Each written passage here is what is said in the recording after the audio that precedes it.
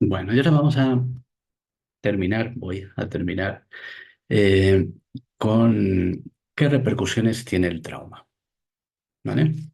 Especialmente en los niños. Bueno, a veces hablamos del trauma y es como, bueno, los niños son plásticos, ¿no? ¿No? Los niños lo superan todo, son superhéroes, nada, aquí les gritamos un poquito, pero luego ya cuando se hagan mayores se olvidarán de todo esto, ¿no?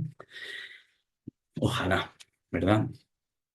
Mira, fijaros, este es uno de los estudios más importantes que se ha hecho en investigación, que es el estudio de Feriti y colaboradores. En este estudio se entrevistó a más de 17.000 estadounidenses, ¿no?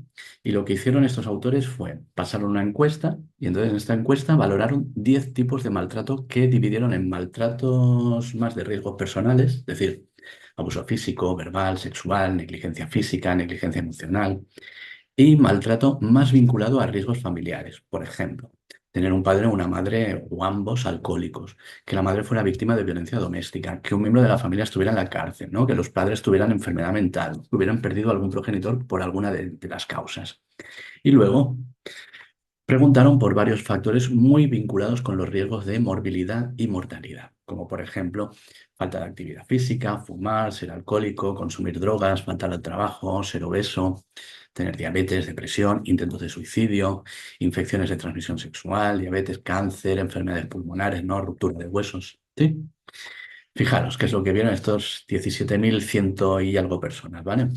Muchas. Pues el 64% de esas personas reportaron como mínimo haber sufrido un evento adverso en la infancia y solo 36 dijeron que no. Del 64 que dijeron que sí, el 26 reportó haber sufrido como mínimo un evento. El 16, dos eventos, el 9,5, tres eventos y el 12,4, más de cuatro eventos. De los maltratos que analizaron, el abuso físico fue el más predominante, seguido del sexual y en tercer lugar el abuso emocional. De las negligencias, la más prevalente era la negligencia emocional y luego la física. Y de las disfunciones en el hogar, el 26% mm, los padres consumían sustancias. Luego era el divorcio de los padres, la enfermedad mental de los progenitores, la madre víctima de violencia de género y en última instancia padres que habían estado en la cárcel. Y ahora diréis, ¿y qué? ¿Qué hicieron los autores con esto? Bueno, los autores con esto hicieron correlaciones, es decir, vieron todos estos traumas y con qué se podían correlacionar a nivel de salud. Mira lo que se encontraron. Intentos de suicidio. Cuando las personas que habían reportado tener cero, haber sufrido cero eventos adversos, un 1% se intentó suicidar. En cambio, las personas que habían reportado cuatro o más, subió un 18%. Como veis, ¿no? A más eventos traumáticos aumenta el porcentaje de personas que lo intentaron. Fijaos en la depresión. El 14% de personas que no habían reportado ningún evento adverso, el 14, sufrieron depresión en el último año. Pero fijaros, los que habían reportado 4 o más, el 50%. ¿Veis? Cómo el porcentaje va aumentando a medida que aumenta el número de eventos adversos. Lo mismo con el consumo de drogas, ¿no? Lo vemos arriba. Con considerarse alcohólico, con tener obesidad. ¿Sí? Entonces, ¿a qué conclusión llegaron estos autores? Pues sufrir experiencias adversas en la infancia va a generar una alteración en el neurodesarrollo, que esto lo hemos ido viendo a lo largo de estos vídeos, ¿no? Estas alteraciones en el neurodesarrollo van a favorecer que haya dificultades a nivel social, emocional y cognitivo, ¿no? Si yo tengo estas alteraciones a nivel social, emocional y cognitivo, ¿qué va a pasar? Voy a adoptar conductas de riesgo que esas conductas de riesgo me van a llevar seguramente a presentar los problemas sociales, trastornos, otras alteraciones, que esto me va a llevar a una muerte más temprana. De hecho, otros autores vieron que aquellos individuos que han reportado haber sufrido seis o más experiencias adversas en la infancia pueden reducir su vida casi en 20 años. Se dice rápido, ¿no? 20 años es mucho, no como dice el tango, ¿no? Em, Fijaros a nivel farmacológico, ¿no? Las personas que reportan 5 o más eventos adversos se les prescribe 2,1 veces más ansiolíticos, 2,9 veces más antidepresivos, 10,3 veces más antipsicóticos y 17,3 veces más estabilizadores del ánimo. ¿Sabéis para qué se utilizan los estabilizadores del ánimo? Para el trastorno bipolar. 60 millones de personas afectadas en el mundo según los últimos datos de la OMS. La primera causa de enfermedad mental con más de 300 millones de personas es la ansiedad. Luego la depresión con 280 millones, luego el trastorno bipolar y luego la psicosis. Sí, hasta aquí hemos visto los efectos del trauma a nivel físico, ¿no? Pero ¿qué pasa a nivel de salud mental? Mira, fijaos, este es un estudio, un metaanálisis, ¿no? Donde incluyeron 184 estudios y analizaron más de 22.000 personas. De estas 22.000 personas con depresión, vieron que el 46% hubieran reportado tener maltrato infantil. De ese 46, el 25 fue abuso sexual y luego el 27 de abuso físico, abuso emocional y fijaros, el 43% la negligencia emocional. Me voy a parar aquí. Porque yo siempre que hablo con compañeros del trauma, siempre hablo con mis compañeros, ¿no? del trauma silencioso, ¿no? Es decir, el abuso físico y el abuso sexual a veces es más fácil detectarlo, ¿no? Sobre todo el físico, porque a veces pues deja morados, deja señales, ¿no? El abuso sexual muchas ocasiones también deja señales a nivel físico, pero la negligencia emocional, ¿dónde se ve, ¿no? ¿Dónde se ve el daño que hacen las palabras? No se ve físicamente, pero se ve emocionalmente y muchos niños son sometidos a este tipo de maltrato, principalmente porque muchas veces la sociedad lo normaliza, ¿no? Decirle a un niño, anda, sal de aquí que eres tonto, ¿no? Eso está muy normalizado, ¿no? Seguro que tenemos ejemplos, ¿no? Estamos en la puerta del colegio. Yo recuerdo cuando iba a recoger cuando mi hija era pequeña tenía que ir a recoger al colegio, ¿no? Escuchar, si no te portas bien, te voy a tirar al contenedor de basura y cosas así, ¿no? La sociedad normalizamos este tipo de frases, ¿no? Pero el impacto que tienen los niños es muy grande. Entonces, ojito, ¿no? Con la negligencia, porque es uno de los tipos de maltrato que más daño hace a nivel emocional y es justamente el que más normalizamos y el que muchas veces pasamos desapercibido, ¿no? Y es el más prevalente. Volvamos. ¿Qué más han visto estos autores? Fijaros. Si hemos recibido abuso sexual en la infancia, tenemos 2,6 veces más riesgo de desarrollar una depresión en la edad adulta. El abuso físico, 2,6. Y mirad, nuevamente el abuso emocional y la negligencia emocional, casi 4 veces más riesgo de desarrollar una depresión. Si hemos sufrido maltrato, la edad de inicio de debutar con una depresión es mucho antes que cuando no se ha recibido maltrato. Y los pacientes con historia de maltrato tienen una probabilidad mayor de cronificar la depresión, ¿no? Es decir, de ser farmacoresistentes. Por lo tanto, el maltrato infantil aumenta el riesgo de desarrollar depresión, aumenta la posibilidad de debutar a edades más tempranas, aumenta el riesgo de cronificar la enfermedad y presentar síntomas más graves y favorece que no haya una respuesta al tratamiento. Y los tipos de maltrato más vinculados a la depresión son el abandono y la negligencia emocional. El trastorno bipolar, ¿no? Esta enfermedad mental que se caracteriza por la alternancia de episodios maníacos y depresivos, ¿no? A estas personas que están en un estado de eutimia normal, pero a veces entran en un estado depresivo y luego pueden virar a un estado de manía, ¿no? Con el ánimo elevado, grandiosidad, el aumento de energía, no tener ganas de dormir, conductas de gastar mucho, ¿no? De tener conductas de riesgo, que muchas veces se pueden complicar con síntomas psicóticos, ¿sí? Entonces, en el trastorno bipolar hay tres tipos, no vamos a entrar aquí, pero en función de cómo la persona tiene episodios maníacos, hipomaníacos, va a ser tipo uno o tipo 2. Pero fijaros, al final lo que me gustaría, lo que es importante para la charla, ¿no?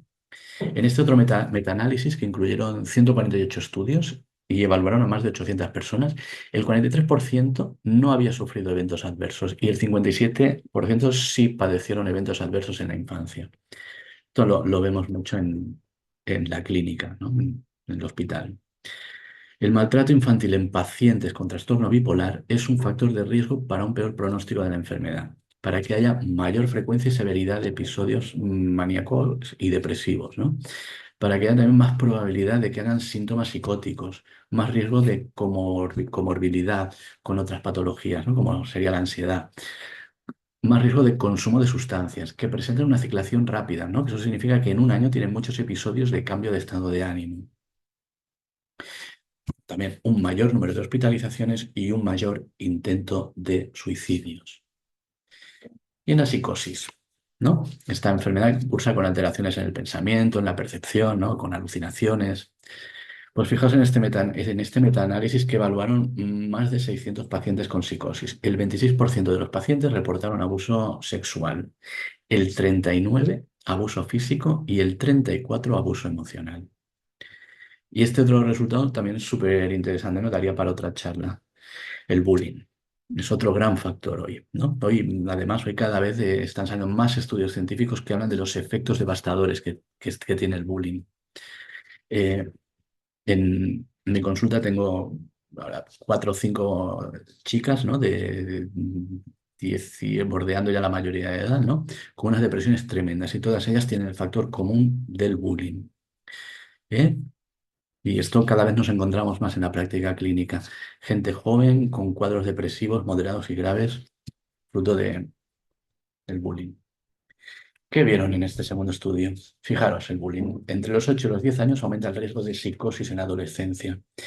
Y cada vez hay más estudios que demuestran esto, ¿no? Que el bullying es un factor de riesgo para tener un episodio psicótico. El abuso sexual, el abuso físico y el bullying, alucinaciones verbales. Y el abuso físico, el bullying y la separación se correlaciona más con la paranoia. Y el maltrato infantil en general, un peor pronóstico de la enfermedad, mayor frecuencia y severidad de los episodios y un inicio más temprano. Pero esto tiene sentido, ¿no? Porque si desde edades tan tempranas hemos estado en ese modo de supervivencia, ¿no?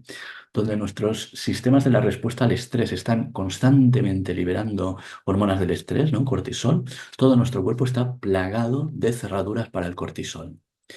Imaginaros, ¿no? Exponernos ya en edades tempranas, ¿no? Cuando nos estamos desarrollando como personas, pues los efectos son devastadores. Y este es un artículo, bueno, justamente lo publicamos hace poco más de un año, ¿no? En la unidad de investigación. Está, bueno, podemos decir que está como salido del horno, ¿no? Lo que hemos demostrado por primera vez a través de este metaanálisis que el trauma, ¿no? El trauma infantil es un factor de riesgo transdiagnóstico para las enfermedades mentales. Sufrir trauma y sobre todo trauma en la infancia es un factor de riesgo que predispone a desarrollar un trastorno mental en la edad adulta.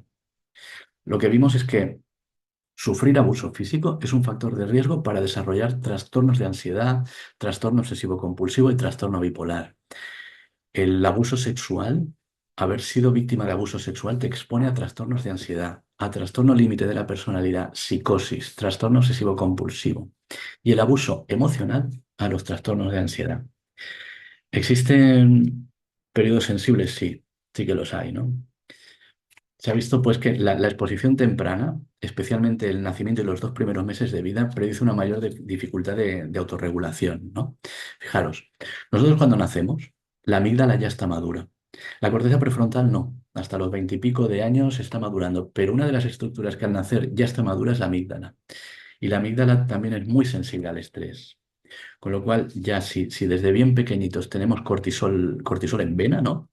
Al final estas estructuras que tienen que desarrollarse o que ya están desarrolladas se van a ver muy afectadas. Que el abuso sexual en la primera infancia versus en la adolescencia está asociado a más intentos de suicidio.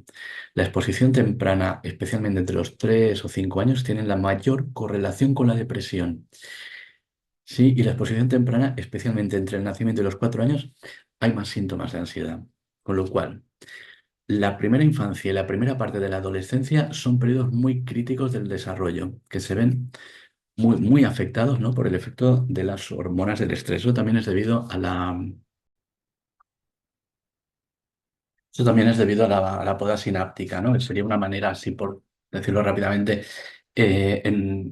hay diferentes momentos del desarrollo del cerebro en que esas, eh, hay sinapsis, hay conexiones neuronales que el cerebro las desecha por economía cognitiva y aplica y se empiezan a crear de nuevas, ¿no? Y la adolescencia, la entrada en la adolescencia es un momento en que ocurre esta particularidad, ¿no? Este fenómeno. Bueno, pues ya con esto ya terminaría lo que hablábamos de trauma, los efectos del trauma y las repercusiones y tal, con lo cual si os ha gustado, pues aquí estaremos para hacer alguna otra cosa más adelante. Chao.